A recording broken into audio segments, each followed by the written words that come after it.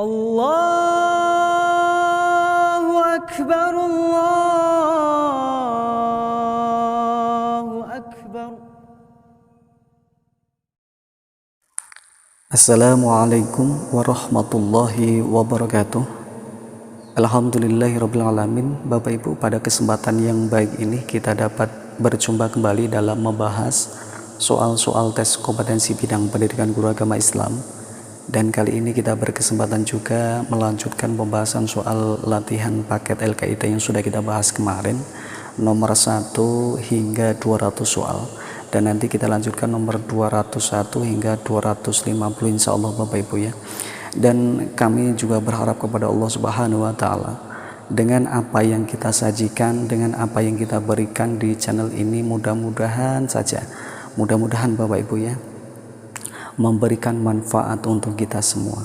Dan kami ucapkan banyak terima kasih juga kepada Bapak Ibu yang telah bersedia merevisi ataupun meralat soal-soal dari kami, meralat jawaban dari kami yang mungkin kurang tepat jawabannya dan mungkin kurang betul juga. Kami ucapkan banyak terima kasih. Dan mari Bapak Ibu kita apresiasi kepada Persatuan Guru Republik Indonesia atau PGRI yang telah memfasilitasi kita dalam tryout-tryoutnya, mengikuti tryout-tryoutnya dan pembahasan soal-soalnya dan pembekalan buat kita ya tentunya, dan tentunya juga untuk latihan soal pendidikan agama Islamnya. Dan kita juga apresiasi kepada Asosiasi Guru Pendidikan Guru Agama Islam Indonesia yang telah memfasilitasi kita juga Bapak Ibu, memfasilitasi kita di KTA Akpai, tryout-tryoutnya dan latihan soalnya, karena banyak sekali di aplikasi Akpai juga telah menyediakan latihan soal P3K pada tahun ini. Dan kami harapkan bagi Bapak Ibu juga untuk jangan lekas puas dari apa yang kita dapat. Kita harus selalu menambah wawasan, menambah literasi, menambah bacaan-bacaan agar kita kaya akan pengalaman, kaya akan pengetahuan. Dan tentu saja dari dari bacaan apapun, dari referensi apapun, kita harus menambah wawasan itu. Baik Bapak Ibu, bagi yang baru bergabung di channel ini, manfaatkan untuk subscribe terlebih dahulu dan aktifkan notifikasi loncengnya, karena channel ini masih tetap membahas soal-soal tes kompetensi bidang pendidikan guru agama Islam, dan mudah-mudahan apa yang kita berikan, apa yang kita sajikan bermanfaat untuk kita semua. Baik, kita langsung ke soal nomor 201. Sebelum kita ke nomor 201, marilah kita buka pembahasan kali ini dengan bacaan basmalah bersama-sama agar kita tentu saja mendapatkan ridho dari Allah Subhanahu wa Ta'ala. Kita baca bareng-bareng Bapak Ibu. Bismillahirrahmanirrahim. Kita lanjut ke soal nomor 201. Syekh Muhammad Al-Wulayani adalah seorang pengarang kitab terkenal, yaitu A. Kitab Tanhibul Ghafilin, B. Kitab Irsadul Ibad, C. Kitab Irsadul Fuhul, D. Kitab Jawahirul Bukhari, dan E. Kitab Idatun Nasihin. Untuk jawabannya nomor 201 yaitu adalah E. Kitab karangan Syekh Mustafa Al-Wulayani adalah Kitab Idatun Nasihin. Untuk pembahasannya, adapun karya-karya Syekh Mustafa Al-Wulayani dalam bentuk buku sesuai dengan pengamatan Umar Ridho Kahalah yang tercantum dalam karyanya yang berjudul Mu'jam Al-Mu'allafin Tarajum Mushanafi Al-Kutub Al-Arabiyah. Kitabnya meliputi Idatun Nasihin. Ini adalah karangan Syekh Mustafa Al-Wulayani. Untuk jawaban nomor 201 adalah E. Kita lanjut Bapak Ibu, nomor 202. Dalam wacana hukum Islam kita mengenal adanya istilah talfik. Yang dimaksud dengan istilah tersebut adalah A. Gagasan tentang pembangunan fikih Islam, B. penyesuaian terhadap mazhab seseorang dengan orang lain. C. Pindahnya mazhab seseorang kepada mazhab lain akibat adanya mudharat. D. Suasana percampuran antara mazhab. Dan E. Kejadian yang serius dalam dunia fikih. Untuk jawabannya Bapak Ibu, di sini dalam wacana hukum Islam kita mengenal adanya istilah talfik. Yang dimaksud dengan istilah tersebut adalah D, yaitu suasana percampuran antara mazhab. Kita lihat pembahasannya. Secara bahasa, talfik berarti melipat antara yang satu dengan yang lainnya. Sedangkan menurut istilah dapat diartikan mencampur adukkan dua pendapat atau lebih dalam sebuah permasalahan yang mempunyai hukum, sehingga akan melahirkan pendapat ketiga yang antara kedua pendapat tadi sama-sama tidak mengakui kebenarannya. Jadi untuk jawabannya nomor 202 adalah D, suasana percampuran antara mazhab. Kita lanjut Bapak Ibu, nomor 203. Ciri-ciri ayat Makkiyah adalah A. Diturunkan di Madinah sebelum hijrah. B. Mengandung nilai-nilai politik dan ketatanegaraan Islam. C. Dimulai dengan Ya ayyuhan nas, pendek-pendek mengandung nilai tauhid, iman, takwa, ancaman dan pahala. D. Dimulai dengan Ya ayyuhalladzina amanu, panjang-panjang mengandung nilai perjuangan, hukum kemasyarakatan dan ketatanegaraan. Dan E. Diturunkan di Mekah setelah hijrah. Jadi untuk jawabannya ciri-ciri ayat Makkiyah adalah C. Dimulai dengan Ya ayyuhan nas, pendek-pendek mengandung nilai tauhid, iman, takwa, ancaman dan pahala. Kita lanjut nomor 204. Dalam wacana sejarah peradaban Islam kita mengenal sejarah muslim modern, yaitu A. Ibnu Batutah, B. Ibnu Rusyid, C. Ibnu Khaldun, D. Al-Wahidi, dan E. Ibnu Sirin. Untuk jawabannya 204 adalah C, yaitu Ibnu Khaldun. Dalam wacana sejarah peradaban Islam kita mengenal sejarawan muslim modern, yaitu adalah Ibnu Khaldun. Kita lanjut Bapak Ibu, nomor 205. Apa yang dimaksud dengan khaulus sahabi? Jelas ya Bapak Ibu, khaulus sahabi adalah perkataan sahabat. Untuk jawabannya adalah A. Kita lanjut nomor 206. Pada masa kepemimpinan Khalifah Al-Ma'mun, Bani Abbasiyah telah menghasilkan suatu produk keilmuan, yaitu A. Baitul Lahmi, B. Baitul Ilmi, C. Baitul Hikmah, D. Baitul Ulum, dan E. Baitul Hikmah. Baik Bapak Ibu, nomor 206 untuk pilihan ganda C dan E sama, dan kita melihat di pembahasannya di masa era kepemimpinan Khalifah Al-Ma'mun Bani Abbasiyah ini telah menghasilkan suatu produk keilmuan, yaitu adalah Baitul Hikmah. Jadi untuk jawabannya yang betul adalah C dan E. Kita lanjut Bapak Ibu, nomor 207. Dalam nilai Islam kita mengenal istilah milah. Istilah milah yakni A. Suatu nilai yang mengandung prinsip ajaran, B. Suatu yang mengandung jalan hidup, C. Suatu nilai-nilai yang mengandung ajaran-ajaran tertentu, D. Suatu nilai-nilai yang mengandung hukum-hukum keagamaan, E. Suatu nilai yang mengandung aturan-aturan. Dalam nilai Islam kita mengenal istilah milah, yaitu adalah untuk jawabannya adalah D. Suatu nilai-nilai yang mengandung hukum-hukum keagamaan. Kita lihat pembahasannya. Dalam nilai Islam kita mengenal istilah milah, yakni suatu nilai-nilai yang mengandung hukum-hukum keagamaan. Sedangkan kata milah disebut dalam Al-Quran mempunyai makna agama dan syariat.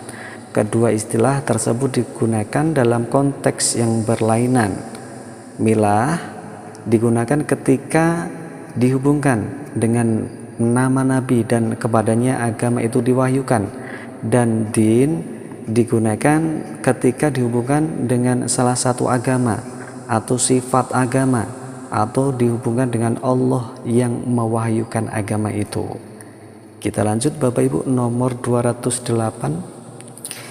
Implementasi kekuasaan Allah Subhanahu wa taala dalam kehidupan disebut dengan A. Khudrat hakiki, B. Khudrat ijabi, C. Khudrat soluhi, D. Khudrat tajizi. Untuk jawabannya adalah B, yaitu khudrat ijabi. Jadi implementasi kekuasaan Allah Subhanahu wa taala dalam kehidupan dunia disebut dengan khudrat ijabi. Kita lanjut Bapak Ibu, nomor 209. Tokoh pertama yang melahirkan pemikiran Mu'tazilah yaitu A. Al-Farabi, B. Al-Kindi, C. Wasil bin Atha, D. Al-Baghdadi, dan E. Ibnu Hasan Al-Basri. Untuk jawaban di sini adalah tokoh pertama yang melahirkan pemikiran Mu'tazilah yaitu adalah Wasil bin Atha. Kita lanjut Bapak Ibu, nomor 210. Tokoh yang melahirkan sunnah wal jamaah adalah A. Ibnu Taimiyah, B. Ibnu Shihab Az-Zuhri, C. Abu Hasan Al-Basri, D. Ibnu Qayyim Al-Jauzi, dan E. Ibrahim At-Tamimi. Untuk jawabannya adalah Abu Hasan Al-Asy'ari. Di sini pilihan gandanya tidak ada Bapak Ibu. Yang ada C, yaitu Abu Hasan. Ini mungkin maksudnya adalah Abu Hasan Al-Asy'ari, ya. Tapi di sini tidak ada jawabannya. Jadi untuk pembahasannya, tokoh yang melahirkan sunnah wal jamaah adalah Abu Hasan Al-Asy'ari. Kita lanjut Bapak Ibu, nomor 211. Ayat yang dimaksud dengan ayat-ayat mutasyabihah yaitu A. ayat-ayat yang mengandung nilai-nilai metamorfosis, B. ayat-ayat yang mengandung nilai-nilai muamalah, C. ayat-ayat yang mengandung ajaran-ajaran akhlak, D. ayat-ayat yang mengandung ajaran-ajaran ibadah, dan E. ayat-ayat yang mengandung ajaran-ajaran akidah.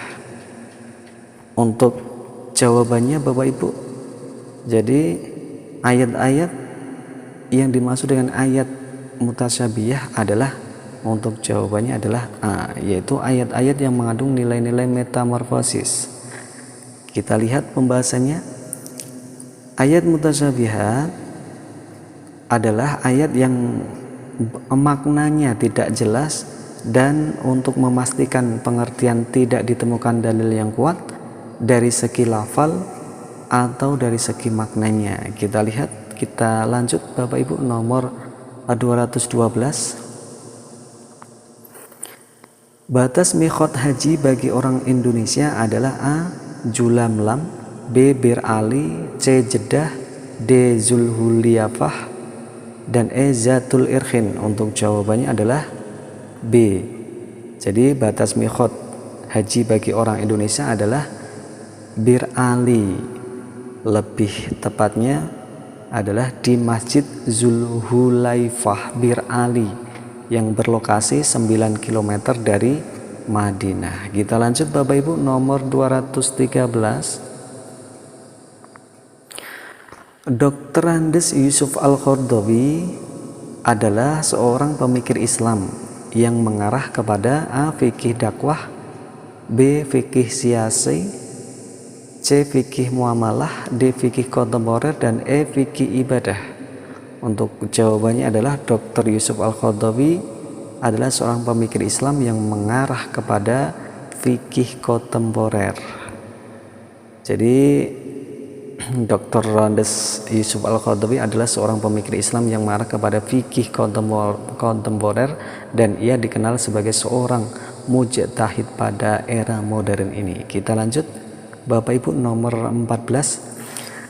8 asnaf bagi orang yang menerima zakat telah termaktub dalam surat Al-Quran, yakni A. Quran surat Al-Anfal ayat 7, B. Quran surat Yunus ayat 7, C. Quran surat Al-Baqarah ayat 76, D. Quran surat Ali Imran ayat 85, dan E. Quran surat At-Taubah ayat 60. Jadi 8 asnaf ini sudah termaktub dalam Al-Quran surat At-Taubah ayat 60. Untuk jawabannya adalah E. Kita lanjut Bapak Ibu, nomor 215. Menurut para ahli tafsir bahwa jumlah ayat-ayat Al-Quran diperkirakan A. 6.236, B. 6.666, C. 6.576, D. 6.866, dan E. 6.336. Untuk jawabannya ini banyak sekali perbedaan Bapak Ibu ya, tapi standar mushaf Indonesia itu adalah 6.236. Kita lihat pembahasannya. Yang diterbitkan di Indonesia jumlah ayatnya Al-Quran sebanyak 6.236 ayat. Mushaf standar Indonesia mengikuti pendapat Kufi, yaitu Imam Asim, Imam Hamzah, Imam Al-Kisai, Khalaf Al-Asir, dan Al-Amasi. Kita lanjut Bapak Ibu, nomor 216. Yang disebut dengan fikih siyasah adalah A. Fikih tentang politik ketatanegaraan Islam, B. Fikih tentang ibadah, C. Fikih tentang muamalah, D. Fikih tentang jinayah, dan E. Fikih tentang ahli waris. Untuk jawabannya di sini adalah yang disebut fikih siyasah adalah fikih tentang politik ketatanegaraan Islam. Kita lanjut Bapak Ibu, nomor 217. Dalam wacana fikih Islam, air kelapa termasuk kategori A. Air bersih yang tidak dapat digunakan untuk berwudu, B. Air bersih tapi tidak dapat digunakan beristinja, C. Air suci dan mensucikan, dan D. Air suci yang tidak dapat menyucikan, dan E. Air bersih yang dapat dipakai untuk berwudu. Jadi dalam wacana fikih Islam, air kelapa termasuk kategori yaitu adalah D. Air suci yang tidak dapat menyucikan. Kita lanjut nomor 218. Mayat manusia, bangkai ikan, dan belalang termasuk kategori di sini jawabannya adalah A. Bersih, B. Kotor, tidak suci, najis, suci. Untuk jawabannya adalah A. Bersih. Kita lanjut Bapak Ibu, nomor 219. Apakah yang dimaksud dengan mu'alaf dalam pendekatan fikih Islam, yakni A. Orang yang musyrik, B. Orang yang durhaka, C. Yang baru memasuki Islam, D. Orang bersifat takabur, dan E. Orang murtad. Ini maksudnya adalah C Bapak Ibu ya. C-nya di sini agak terlempar, agak sedikit jauh ini. Jadi apakah yang dimaksud dengan mu'alaf dalam pendekatan fikih Islam, yakni adalah, untuk jawabannya adalah C, yaitu orang yang baru memasuki Islam. Kita lanjut Bapak Ibu, nomor 220. Quran surat Al-Maidah ayat 3, Khurimat alaikumul maitatu. Ayat tersebut diperjelas esensinya oleh Rasulullah SAW ketika beliau, untuk jawaban di sini adalah A. Sedang membangun Masjid Quba, B. Sedang menjalankan ibadah haji yang pertama, C. Sedang menjalankan ibadah haji yang terakhir, D. Sedang melakukan perang Badar, dan E. Sedang merancang konstitusi Madinah. Untuk jawabannya, esensinya dipertegas oleh Rasulullah ketika beliau melaksanakan haji wada, yaitu sedang menjalankan ibadah haji terakhir. Untuk jawabannya adalah C. Kita lanjut Bapak Ibu, nomor 221. Seorang ulama yang termasuk di bidang ilmu hadis adalah A. Ilmu Ibnu Jarir At-Tabari, B. Ibnu Munzir, C. Ibnu Hajar Al-Sakhafi, D. Ibnu Al-Asqalani, dan E. Ibnu Hajar Al-Haytami. Untuk jawabannya adalah B. Ibnu Al-Asqalani. Kita lanjut Bapak Ibu, nomor 222. Dalam sejarah kenabian, salah seorang nabi yang terkenal dengan julukan Ulul Azmi, yaitu Ulul Azmi, Rasul Ulul Azmi, yang diberi ketabahan yang sangat luar biasa. Di antaranya A. Nabi Soleh, B. Nabi Idris, C. Nabi Yusuf, D. Nabi Adam, dan E. Nabi Nuh. Untuk Ulul Azmi di sini untuk jawabannya adalah E, yaitu Nabi Nuh. Jadi Nabi Nuh termasuk mendapat diuji oleh Allah dengan kesabaran yang sangat luar biasa dan disebut juga dengan Rasul Ulul Azmi. Kita lanjut Bapak Ibu, nomor 223.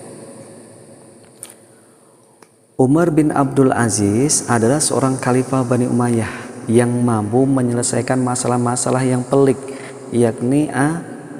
pemberantasan penguasaan tanah negara, B. pembangunan irigasi dan infrastruktur, C. penyelesaian konflik internal di istana, D. melakukan rekonsiliasi dengan pemerintah Spanyol, dan E. pemberantasan KKN yang sangat merajalela. Untuk jawabannya adalah A, yaitu pemberantasan penguasaan tanah negara. Jadi Umar bin Abdul Aziz adalah seorang khalifah Bani Umayyah yang mampu menyelesaikan masalah-masalah yang pelik, yakni pemberantasan penguasaan tanah negara. Kita lanjut Bapak Ibu, nomor 224. Sayyid Amir adalah seorang pengarang buku yang sangat populer, yaitu untuk jawabannya adalah The Spirit of Islam. Jadi Sayyid Amir adalah seorang pengarang buku yang sangat populer, yaitu adalah The Spirit of Islam. Untuk jawabannya adalah E. Kita lanjut Bapak Ibu, nomor 225. Menurut pakar ahli fikih bahwa batas nisab zakat emas yaitu adalah, untuk jawabannya adalah E, yaitu 95 gram emas murni 24 karat. Ini adalah batas nisab zakat emas. Kita lanjut Bapak Ibu, nomor 226. Batas nisab zakat kambing minimal A 40 ekor kambing, B 50, C 60, D 20, dan E 30. Untuk jawabannya adalah batas nisab zakat kambing adalah A, yaitu 40 ekor kambing. Itu nanti dizakati satu kambing Bapak Ibu ya. Kita lanjut Bapak Ibu, nomor 227.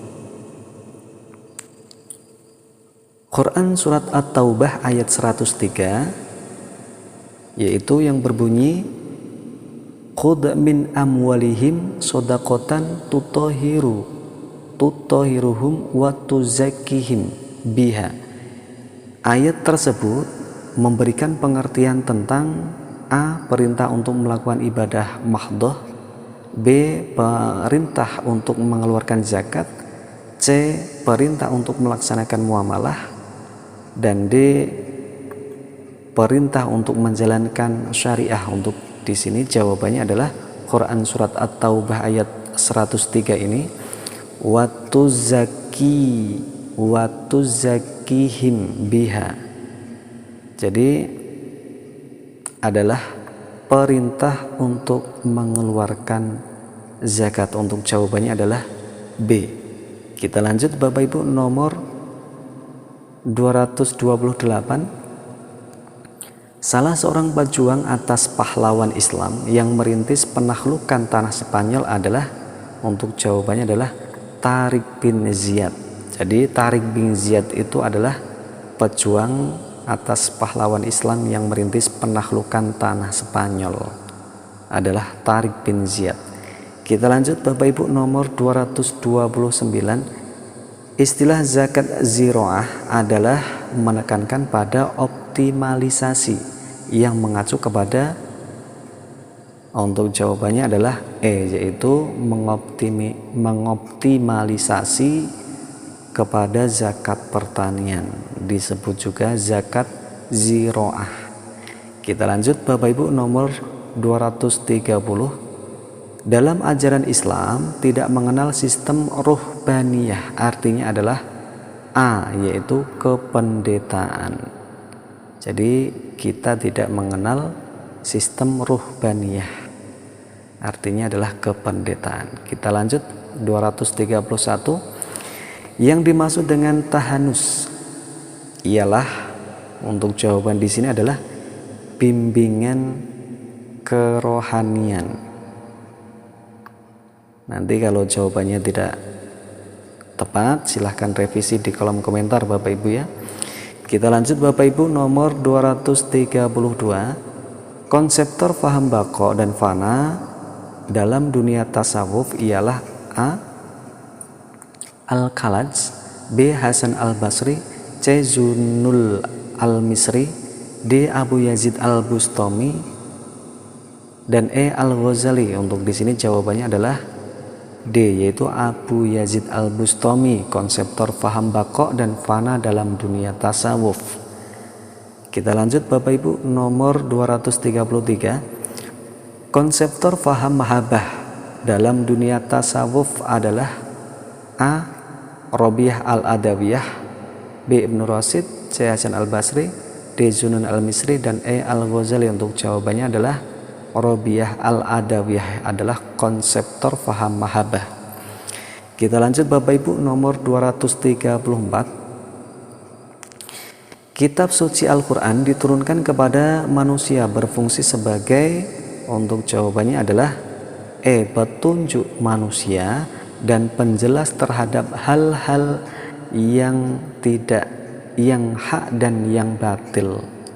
Jadi kitab suci Al-Quran diturunkan kepada manusia berfungsi sebagai petunjuk manusia dan penjelas terhadap hal-hal yang hak dan yang batil. Kita lanjut Bapak Ibu, nomor 235. Dalam filsafat Islam kita mengenal istilah metafisika, artinya adalah, untuk jawabannya adalah A, yaitu alam yang berada di balik alam kita, metafisika. Jadi jawabannya adalah A. Kita lanjut Bapak Ibu, nomor 236. Khada Allah Subhanahu wa taala merupakan konsepsi Tuhan yang nuansanya dituangkan dalam A. alam ruh, B. alam semesta, C. alam lauh mahfuz, D. alam akhirat, dan E. alam barzah. Untuk jawabannya adalah C, yaitu khada Allah Subhanahu wa taala merupakan konsepsi Tuhan yang nuansanya dituangkan ke dalam alam lauh mahfuz. Kita lanjut Bapak Ibu, nomor 237. Ayat yang artinya dan pada hari terjadinya kiamat orang-orang berdosa berdiam dan berputus asa, ini terdapat dalam ayat Quran surat Ar-Rum ayat 12, yaitu untuk jawabannya adalah D, Quran surat Ar-Rum ayat 12. Wa yauma taqumu sa'atu yublisu al-mujrimun, yaitu terjemahannya Bapak Ibu, dan pada hari terjadinya kiamat orang-orang yang berdosa terdiam berputus asa. Kita lanjut Bapak Ibu, nomor 238. Iddah istri yang ditinggal mati suaminya yaitu adalah E. 4 bulan 10 hari. Kita lanjut. Pusat pemerintahan Daulah Abbasiyah terdapat di kota, untuk jawabannya adalah di kota Baghdad. Lanjut Bapak Ibu, nomor 240. Tokoh pendiri Daulah Bani Abbas adalah, jawabannya adalah B, yaitu Abdullah al-Safah. Jadi tokoh pendiri Daulah Bani Abbas adalah Abdullah Al-Safah. Kita lanjut Bapak Ibu, nomor 241. Lawan politik Muawiyah bin Abi Sofyan yang mengklaim sebagai penganut faham demokrasi Islam adalah kelompok, untuk jawabannya adalah D, yaitu Mu'tazilah. Jadi lawan politik Muawiyah bin Abi Sofyan yang mengklaim sebagai penganut faham demokrasi Islam adalah kelompok Mu'tazilah. Kita lanjut Bapak Ibu, nomor 242. Kekuasaan Bani Umayyah mencapai puncak kejayaan pada masa pemerintahan Khalifah A. Muawiyah bin Abi Sofyan, B. Walid bin Abdul Malik, C. Hisham bin Abdul Malik, D. Umar bin Abdul Aziz, E. Abdul Malik bin Irawan. Untuk jawabannya adalah Bani Umayyah mencapai masa keemasan pada masa pemerintahan Khalifah Al-Walid atau Al-Walid bin Abdul Malik. Untuk jawabannya adalah B, yaitu Walid bin Abdul Malik. Kita lanjut Bapak Ibu, nomor 243. Khalifah pertama Daulah Bani Umayyah adalah A. Yazid bin Muawiyah, B. Muawiyah bin Abi Sofyan, C. Marwan bin Hakim, D. Wahid bin Abdul Malik, dan E. Hisham bin Abdul Malik. Untuk jawabannya adalah yaitu Muawiyah bin Abu Sofyan. Untuk jawabannya adalah B Bapak Ibu. Kita lanjut nomor 244. Kerajaan Fatimiyah Mesir menganut mazhab Syiah. Jadi kerajaan Fatimiyah Mesir menganut mazhab Syiah Bapak Ibu ya. Kita lanjut 245. Panglima Islam kenamaan yang berjasa menaklukkan Mesir adalah Amru bin As, B. Jadi panglima Islam kenamaan yang berjasa menaklukkan Mesir adalah Amru bin As. Kita lanjut Bapak Ibu, 246. Mesir telah mencapai menjadi wilayah kekuasaan Islam sejak masa Khulafaur Rasyidin, yaitu masa Khalifah Umar radhiyallahu an. Untuk jawabannya adalah B. Kita lanjut Bapak Ibu, 247. Raja Habsyi yang menerima kedatangan umat Islam bernama A. Heraklius. Untuk jawabannya adalah B, yaitu Raja Negus. Raja Habsyi yang menerima kedatangan umat Islam bernama Raja Negus. Kita lanjut Bapak Ibu, nomor 248. Dua aliran tarekat yang banyak dianut oleh kalangan sipil dan militer kerajaan Turki adalah A. Naksabandiyah dan Al-Qadariyah, B. Samaniyah dan Al-Asyariyah, C. Tijaniyah dan Qadariyah, D. Safawiyah dan Maksabandiyah, dan E. Baktasiyiyah dan Maulawiyah. Untuk jawabannya adalah E, yaitu Baktasiyah dan Maulawiyah. Jadi dua aliran tarekat yang banyak dianut oleh kalangan sipil dan militer kerajaan Turki adalah Baktasiyah dan Maulawiyah. Untuk pembahasannya yaitu kedua tarekat ini memiliki peran penting dalam perkembangan bidang keagamaan Turki Utsmani. Penganutnya mayoritas masyarakat sipil dan militer. Kita lanjut 249. Tokoh pendiri Pondok Tebu Ireng Jawa Timur, jelas Bapak Ibu ya, yaitu adalah Kiai Hasyim Al-Asy'ari. Kita lanjut 250 Bapak Ibu. Ilmuwan yang diberi gelar sebagai bapak filsafat adalah A. Ibnu Sina, B. Al-Farabi, C. Ibnu Haza, D. Ibnu Rusyid, dan E. Ibnu Masyarah. Untuk jawaban di sini adalah D. Ibnu Rusyid. Jadi ilmuwan yang diberi gelar sebagai bapak filsafat adalah D. Ibnu Rusyid. Alhamdulillahirabbil alamin Bapak Ibu. Kali ini kita sudah menyelesaikan 50 soal dan di sini lanjutannya masih banyak sekali yang belum ada pembahasannya. Jadi untuk kali ini kita cukupkan 250 terlebih dahulu, dan apabila nanti mungkin ada jawaban yang kurang sinkron, kurang tepat, nanti mohon untuk direvisi di kolom komentar, tulis nomornya, jawabannya, dan pembahasannya biar nanti kita bisa bahas bareng-bareng di kolom komentar. Baik Bapak Ibu, kali ini kami cukupkan 250 atau 50 soal terlebih dahulu, dan nanti untuk sambungan soalnya bisa di lain hari. Dan kami mohon maaf karena dengan mungkin ada kesibukan sedikit, jadi kami sedikit 1 minggu mungkin bisa mengupload soal 50, dan kami akan usahakan untuk memperbanyak upload soal kembali Bapak Ibu. Doakan saja nanti agar kita bisa mengupload secara banyak di sini Bapak Ibu ya. Baik Bapak Ibu, kami akhiri azal